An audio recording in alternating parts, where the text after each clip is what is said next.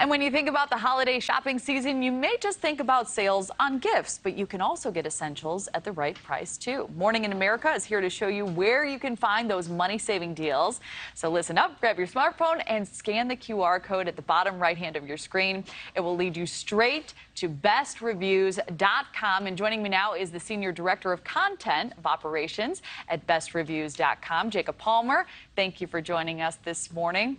We'll dive right in. How have shopping trends changed in the last few months, would you say, Jacob?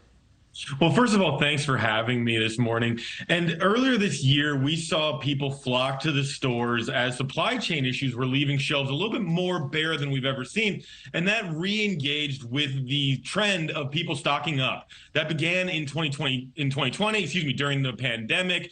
But with those supply chain issues lessened and we're finding Clorox wipes at the store, a new trend has emerged because shoppers are more locked in on finding the best deal possible as inflation rages across the country. And so what we're seeing now are people stocking up again, but this time it's to save as much money on everyday essentials as they possibly can.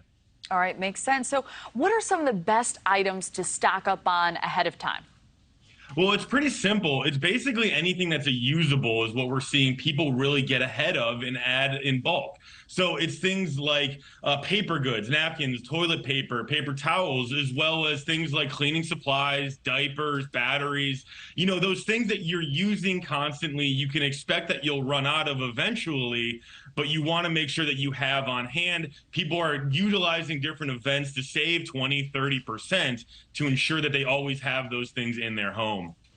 So do you have any tips for shoppers who want to save on everyday essentials?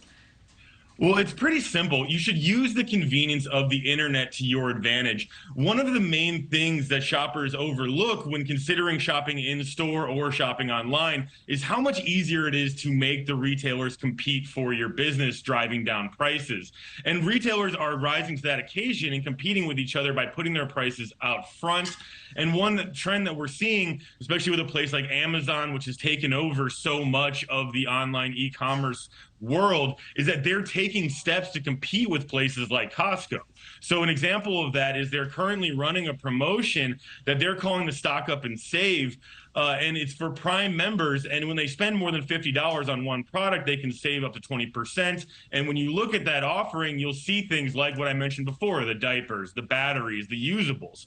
And then they're not the only ones going into it trying to compete with the big bulk stores.